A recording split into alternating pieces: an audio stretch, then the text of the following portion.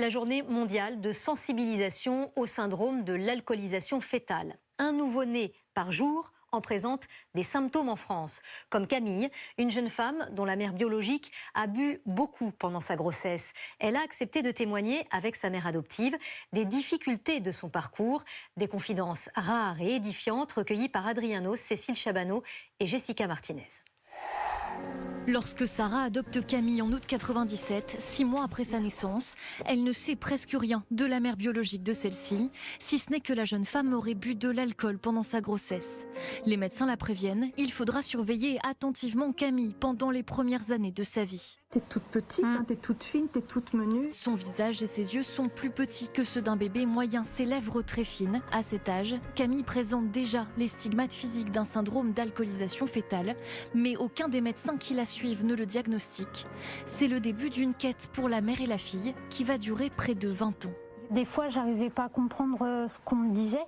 Enfin, ce qu'on m'expliquait ou les exercices, je les comprenais pas. C'est humiliant parce qu'on se dit au fond, je suis une incapable, j'y arriverai jamais. Troubles de la concentration, difficultés d'apprentissage, Camille redouble plusieurs classes. Pendant des années, Sarah lance des bouteilles à la mer pour aider sa fille, entre soutien scolaire et psychologue. Des efforts vains, jusqu'au jour où elle a l'idée de lui faire passer un test cognitif. Camille vient d'avoir 16 ans. Après des années d'errance, le diagnostic tombe enfin. L'arrière de mon cerveau était mal développé. Camille souffre d'un syndrome d'alcoolisation fœtale partielle.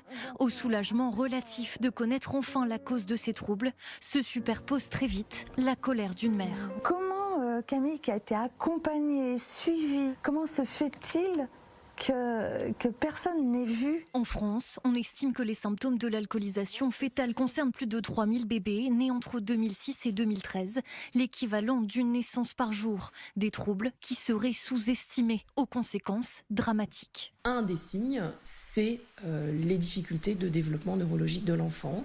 Mais il y a d'autres signes aussi, troubles de développement d'autres organes, notamment le cœur, la peau. En cause, une consommation d'alcool encore trop banalisée pendant la grossesse. En 2017, 4 femmes enceintes sur 10 ont déclaré ne pas avoir été informées des risques de la consommation d'alcool pendant cette période. 1 sur 10 avoir consommé de l'alcool occasionnellement. Le mieux, c'est de vraiment diffuser ce message de ne pas consommer d'alcool pendant la grossesse. Un message que Camille souhaite aider à diffuser le plus largement possible. Son autre défi, prouver aux autres et à elle-même qu'elle peut désormais aspirer à une vie normale depuis son diagnostic. Un pari que cette jeune femme infatigable de 21 ans est en train de réussir.